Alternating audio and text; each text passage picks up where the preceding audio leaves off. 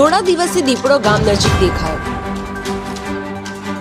માંગરોળના આંબાવાડી ગામે મસ્જિદ ફળિયા નજીક દીપડો દેખાયો। ગામના સરપંચ નરેશ ચૌધરીએ વન વિભાગને જાણ કરી। વન વિભાગ ઘટના સ્થળે દોડી આવ્યા। જાળીમાં ફસાયેલા દીપડાના બચ્ચાનું ગ્રામજનો સાથે રેસ્ક્યુ કરી સુરક્ષિત પાંજરે પૂર્યો। ગ્રામજનો અને વન વિભાગની સતર્કતાના કારણે દીપડાનું સુરક્ષિત રેસ્ક્યુ કર્યું।